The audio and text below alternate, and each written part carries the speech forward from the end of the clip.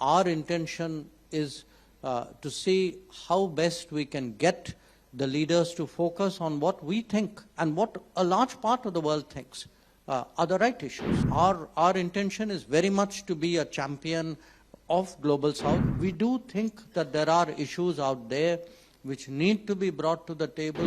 What we have seen during the COVID and especially this year, which is much more polarized, the polarization may occur elsewhere. The people who suffer most are the Global South. So if fuel prices go up, if food prices go up, it's not like the developed countries don't feel the pain, but there's a big difference, when you are at $60, $70, $80,000 per annum and when you are $1,000 per annum. So those who don't have any margins, who have no savings, who are already kind of on the edge, they don't have that ability today to take the pain which this polarization is spreading around the world. And that is why, our intention is to see how best we can get the leaders to focus on what we think and what a large part of the world thinks are the right issues. And, it's not something which is necessarily in specifically in India's mind. Our process of consultation, I travel around, the Prime Minister meets a lot of leaders at different ways. We get a sense of what the world feeling is. We do think that there are issues out there which need to be brought to the table, and definitely, how do you keep the sustainable development agenda? How do countries deal with debt? How is it that climate change is not affected by a lack of additional resources?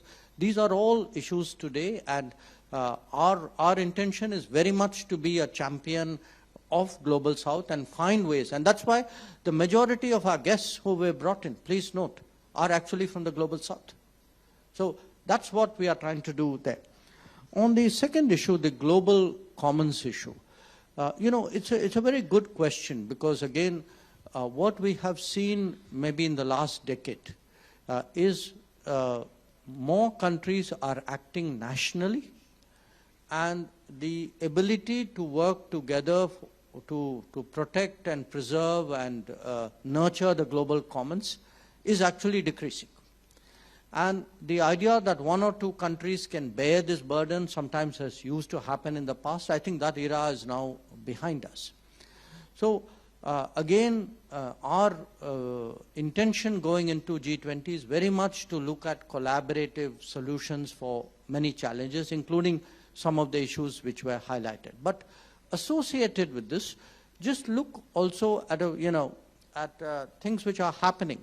They may be happening outside the G20, but it shows a mindset which we will be taking into G20. Some of you would have read recently about, there was a satellite from Bhutan, which was launched just a few days ago. Or as you saw during, COVID, our willingness to work with a lot of countries in the Global South. You are all students, You would see today the number of foreign students in Indian universities. We are seeking to expand it. We have specific programs to different regions, from PhD to bachelor's degree. How do we actually get more students in? We are looking at distance health and distance education as ways of connecting more with the people. So I think an India today which is willing to, which has more capabilities, which has stronger technologies, which has, as the Prime Minister keeps reminding us, a heritage, a tradition of humanistic thinking. I think we can actually, demonstrate a difference. Now, whether other countries share it or not share it, that is up to them. But at least from our point of view, we can show, okay, I had this opportunity, I used this opportunity to the best, to the world's good.